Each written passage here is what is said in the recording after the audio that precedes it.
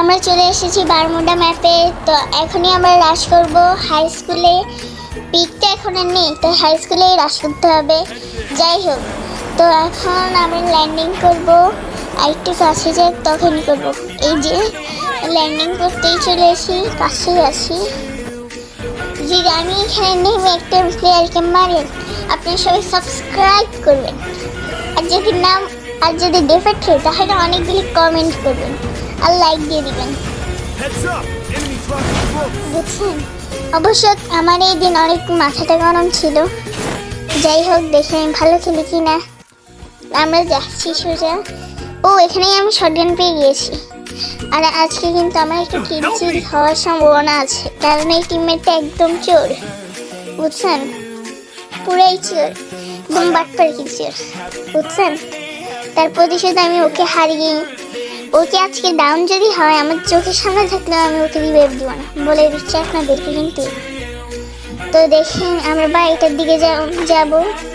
এমপি5টা নিয়ে নিয়েছি, কারণ এই জিনিসটা থেকে এমপি5টাই ভালো। গুলির নামটাও ভুলে গেছি।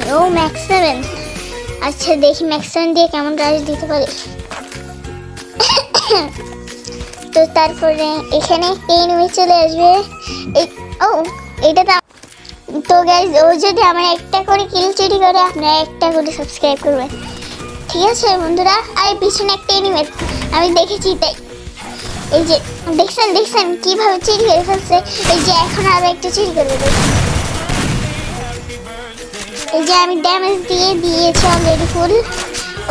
অবশেষে আমি কিলটা তো পেলাম। আমি বললাম না, দেখেন আমি ওর সাথে কি মজাটা করি, দেখেন ও কি করতেছে।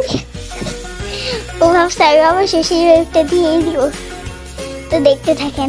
তারপরে আমি ইচ্ছে করে মরে যাবো, একটা এনিমের কাছে যাই, উল্টো পাল্টা জায়গায় দাঁড়িয়ে থাকবো। লল দেখাচ্ছিলাম একটু। অবশ্যই এটা লল না, কিন্তু ওর কাছে মনে হচ্ছিল এটা লল, কারণ আমি এত স্পিডে দিচ্ছিলাম যে ভাবছিল এটা ললই, বুঝছেন? তো যাই হোক, ও ভাবছে আমি ওকে রিভাইভটা দিব। গ্যাস এমপি40টা এখন আমার হাতেই। হা, ও আমার সামনে থেকে এমপি40টা নিয়েছিল না। এখন ওকে একটু লল দেখাবো।